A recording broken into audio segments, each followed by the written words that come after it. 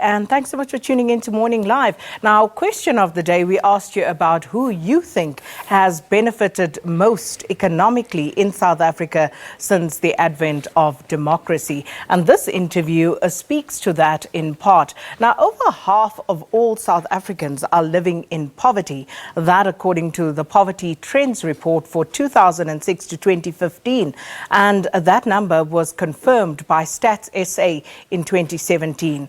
The report states that 30.4 million South Africans of the population are living in poverty. Now, on the other hand, there is this belief that, ironically, the end of apartheid and the transition to democracy has also bolstered economic empowerment of white people who have become immensely wealthy in the post-apartheid era. And joining us to discuss this further are Ben Alberts, who's the convener of the National Council of the New Nation Movement, as well as Anthony Phillip Williams, Indigenous First Nation Advocacy SA South Africa representative. Gentlemen, thanks so much for coming through. Good morning. Thank you. Good morning. So let me just start by pointing out that when we talk about these statistics, they are, of course, backed up by credible institutions such as Stats SA. So I don't think we're going to bicker about whether they are credible or not. But why is the face of poverty in South Africa still black? Anthony, let me start with you. Good morning. Thanks for having us. I think it's a very important question that we haven't addressed, adequately. We've got to understand that we're talking about contradictions within a South African context. We have contradicted ourselves like you can't believe it. We're talking about clearly talking about what one could call a bifurcated a political economy. And because you have this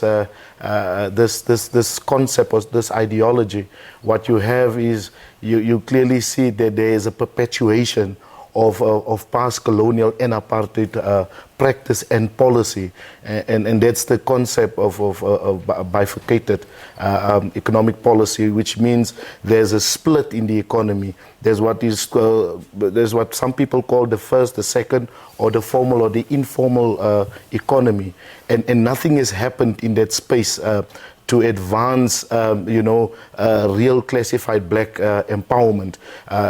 Everything around black empowerment up to this point in time has really been a farce. There's absolutely nothing really tangible that has trickled down to the lowest of the low, and hence we have this kind of very bizarre kind of figures, and statistics in 25 years down the line. Ben, your take on it? Yeah, I think I agree completely with what Anthony is saying. We've become a two-nation nation. We've got a section of the people living up there, and then we've got and rightly you say 50%. And for me, I think the issue is it's got a long history. It's something that you see with many of, I want to say, the Anglo-Saxon, the Anglo-American type of nations, or those that got a history that was part of empire. And so we really need to be intelligent in going about, because we need a structural change. And easier said than done, because those stats also tell us that, for example, Afrikaners have become wealthier over this particular period. Now, what drives that? Well, I think for one, we need to acknowledge the people that understood what was going to happen after Kudesa and how it was going to play out, and the people that aligned themselves with the forces to be. I think those are the people that benefited hugely. And I was thinking this morning, in some way, some of those people became almost weaponized, in terms of the wealth that they were able to create, seeing that we were coming out of isolation. The other thing I think that's important that we must not perhaps lose sight of is the fact that what I call co-option, particularly the cream of the ruling party has been co-opted into capital. And therefore, what these guys have then become, they've become the vanguards, the buffers, the in-between to ensure that those who have got money increases, and therefore, in particular, the Afrikaners, as amassed, capital like you can't believe it since democracy, because they have, as Ben correctly said, they've aligned themselves to those powers, the powers that be. And so what we now have is a question that the state elite as is now the protectionist, in terms of the past ill-gotten gains, in particular of those of white descent. And so these are some of the issues that we really need to talk about. So both of you saying that politics has quite a lot to do with the status quo, as it were. But with that said then, how can the status quo then be dealt with to reverse these effects effectively? What should be done, Ben? Well, I think over the past 2 weeks, we've heard a lot about another CODESA, or an economic CODESA. And I think maybe that's something that we should look at, because, for me, I think many of the things that we are struggling with has gone wrong at CODESA. I think the whole issue there was, is it going to be growth or redistribution through growth, or growth through redistribution? And we all know what had happened there. And again, it was this, we were sold this thing that through the growth, redistribution will use the trickle-down effect. It's 5 years later. We know it didn't happen. So we are sitting with a divided nation. I say to people, if you are unable to unite people, it's probably because you have not found a big enough common enemy. And the big enough common enemy in South Africa is the inequality.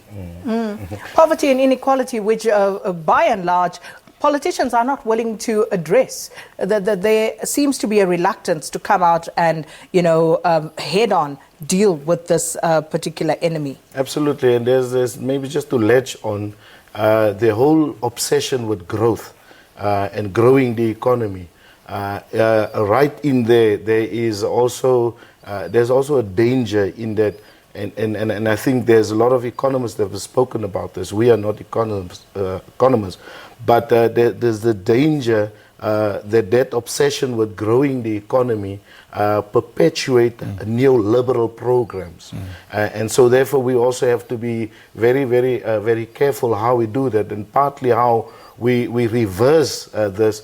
There are issues that needs to be dealt with, in terms of who we are as a people, as indigenous African people. We've got lots of contradictions. I mean, the fact that we have got hierarchies, even in South Africa, hierarchies of blackness, hierarchies of suffering.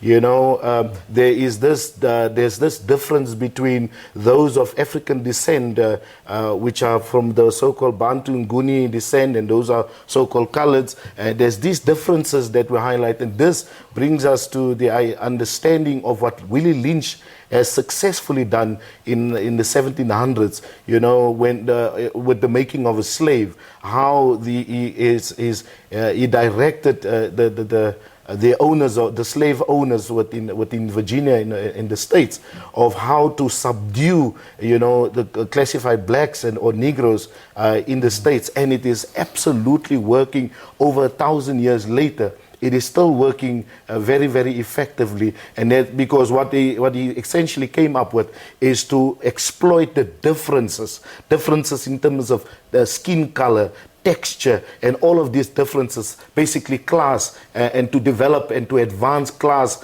and classism. And these are the issues that we are grappling with. And as a country, we have not sat down and had an honest discussion with who are these indigenous African people. So that's very interesting, because Ben just spoke about having another CODESA. Yeah. But what guarantee do we have that even if we do sit down and try to formulate a new pathway, a new blueprint, that we won't end up with the exact same results? Because once again, those who are in power will coalesce and make sure that they come off best.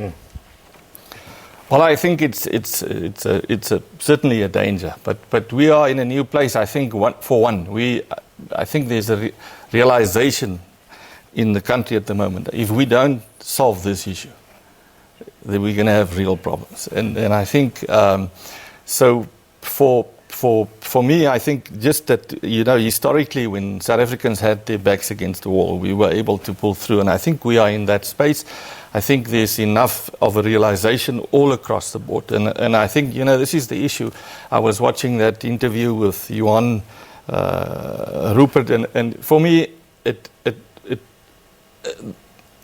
was an opportunity that went begging in some way, because I really feel, and we need to be able to get even those people, they are the gatekeepers to the wealth, to these tables, to say, listen, right from the First Nations that have been excluded, all the way to there, to say we need to sit around the table, and in a way, in terms of Ubuntu, say, how is South Africa going to look like in 24 and 25 years from now?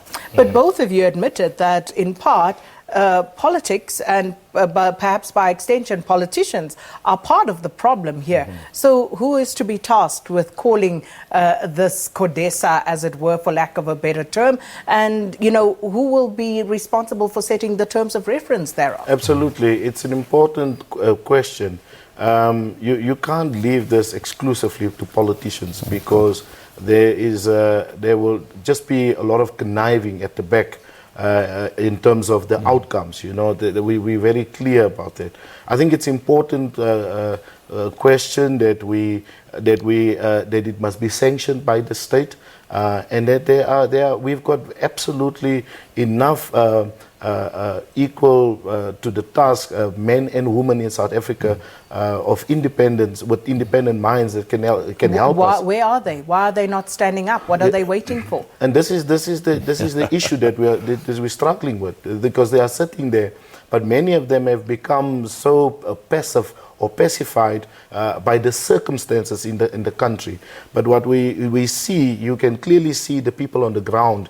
There's a groundswell of a pushback, that people are not going to sit around here and just clap hands for politicians and those in the business class just to enjoy the spoils of apartheid and colonialism at the expense and to the exclusion of the majority of the people, and particularly also people of the First Nation, where we come from, has been left outside of CODESA, has been left outside of the discussion. The biggest discussion around the economy is land. Let's talk about land. And if you don't address that, because this is the way the problem is, because even up to 2016, that almost 70%, of